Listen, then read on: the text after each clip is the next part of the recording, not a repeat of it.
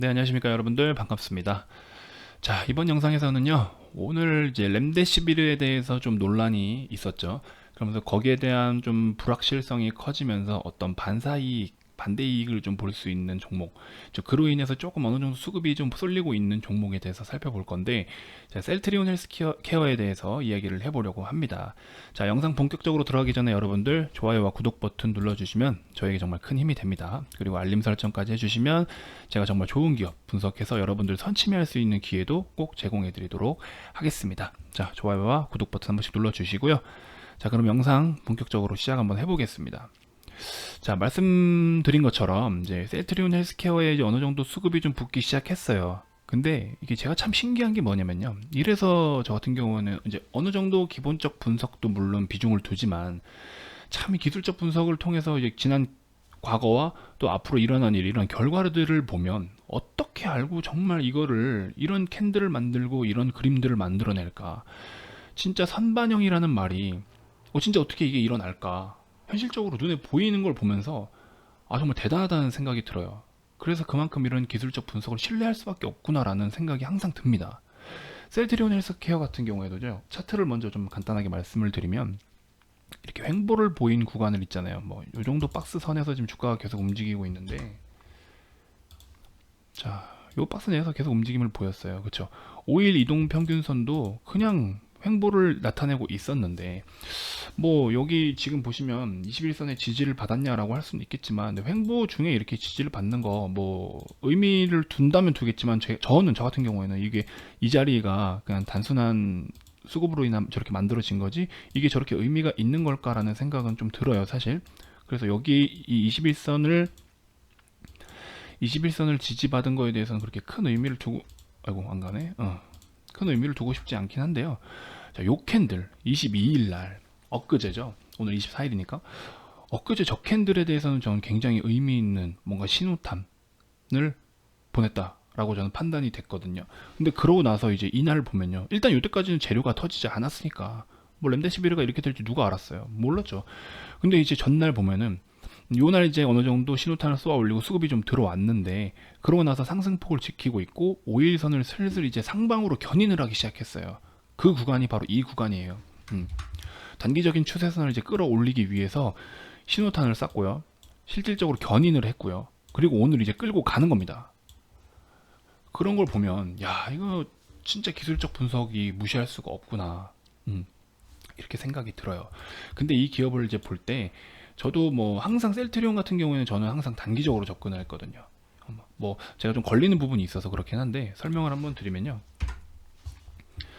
자, 이제 간단하게 설명을 한번 드리면 메모장을 한번 켜볼까요, 그냥. 지금 보시는 종목이 이제 셀트리온 헬스케어잖아요. 근데 셀트리온 삼형제가 있죠. 셀트리온, 그리고 셀트리온 제약, 그리고 셀트리온 헬스케어 이렇게 있잖아요. 자, 셀트리온하고 셀트리온 제약 있죠. 제약. 얘네들은 이제 신약을 연구하고 개발하고 생산하는 그런 일이 이제 주 업무거든요. 그래서 이걸 어디로 이제 판매를 하느냐? 헬스케어로 판매가 이루어집니다. 그래서 얘네들이 헬스케어로 판매가 이루어져요. 그리고 이제 헬스케어가 실질적으로 고객사로 이제 판매가 이루어지는 거죠. 자, 그러면 전체적으로 봤을 때 이 셀트리온 얘네들 전체적으로 이 셀트리온 기업이 셀트리온 홀딩스가 전체적으로 이제 어떤 돈을 벌어 들이려면 이 셀트리온 헬스케어가 고객사에게 매출을 발생시켜서 현금을 다시 갖고 와야, 돈을 벌어와야 얘네들로 인해서 셀트리온 홀딩스가 돈을 버는 거겠죠. 그쵸. 그래서 뭐 최근에 재무제표를 한번 살펴보면요. 먼저 헬스케어를 한번 셀트리온을 먼저 한번 볼게요. 셀트리온 보면요. 매출, 와, 기가 막히죠. 재무제표 끝내줍니다. 영업이익도 뭐 마찬가지고, 당기순이익도 마찬가지고. 여러분들 이 정도 기본적인 거 보시잖아요. 그쵸? 이 정도만 딱 보시잖아요. 그래서 와, 끝내주죠. 부채 비율도 적당하고, 영업활동으로 인한 현금 흐름, 돈 잘 벌어오고, 너무 좋아요. 자, 뭐 얘네들 당연히 뭐 이제 신파이프라인 같은 거 때문에 이제 투자 비용이 들어가는 건 어쩔 수가 없는 겁니다. 제약바이오 같은 기업들은 그런 건 이제 감안하셔야 되는 거고. 자, 전체적으로 재무가 정말 좋아요. 그 다음에 셀트리온 제약도 볼게요. 제약 보면 얘네도 마찬가지예요. 매출 꾸준히 늘고 있고 영업이익, 당기순이익 굉장히 또 클린한 편이에요. 자산 대비 부채도 마찬가지고 전체적으로 괜찮죠, 얘네도. 자, 근데 얘네도 이제 지들 자체에서 판매한 거에 대해서는 돈을 잘 벌어오고 있는 거고, 이제 주로 생산을 어쨌든 뭐 셀트리온에서 하니까 셀트리온도 영업 활동으로 인한 현금 흐름에서 돈을 잘 가지고 들어오고 있는 거죠. 근데 셀트리온 헬스케어를 한번 볼까요? 얘네도 마찬가지예요. 매출은 꾸준히 증가하고 있어요. 얘네가 매출이 증가하기 때문에 다른 관련주 그 그룹주들이 어쨌든 같이 이제 매출이 상승이 되겠죠. 자, 영업이익 뭐 이때는 어떤 이슈가 있었는지 한번 찾아봐야겠지만 어쨌든 영업이익도 아직은 그래도 흑자권에서 유지를 하고 있고, 마찬가지로 이제 당기순이익 부분도 그렇고요. 자, 자산 대비 부채 뭐 전체적으로 다 좋습니다. 좋은데 어라? 이게 왜? 이게 왜? 제가 아까 말씀드렸죠. 실질적으로 얘네들이 개발하고 연구 개발하고 생산한 거는 얘네한테 판매가 이루어지고요. 얘네한테 사들인다고 했죠. 그럼 얘네가 이제 얘네한테 사들인 재고를 가지고 최종적으로 고객사, 이 셀트리온 그룹이 아닌 이제 고객사에게 판매가 이루어지고 얘들로부터 매출이 발생하고 돈을 벌어 와야 된다고 말씀을 드렸는데, 매출은 발생이 됐어요. 판매는 이루어졌다는 거예요. 이미 판매는 이루어졌어요. 근데 그런 영업 활동으로 인해서 돈이 실질적으로 현금이 안 들어오고 있다는 거예요. 지금 현금이 무슨 말인지 이해되시죠? 현금이 들어오지 않고 있는 거예요.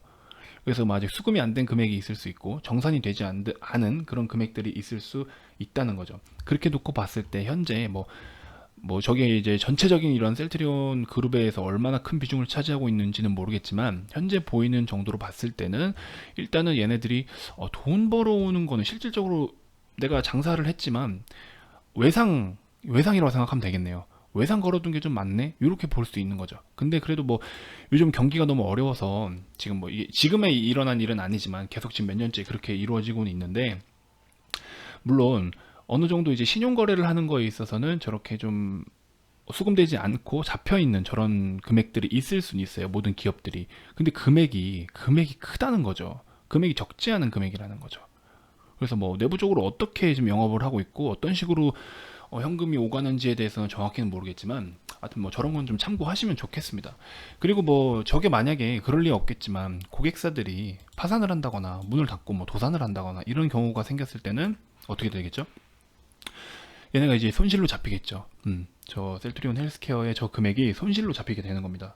그랬을 때는 이제 기업의 어떤 또 재무적인 피해가 잇따른다는 거죠. 그래서 그런 부분을 놓고 봤을 때는 조금 감안해서 어느 정도 조심스럽게 저런 부분을 같이 모니터하면서 이 기업을 좀 지켜봐야 된다라는 겁니다.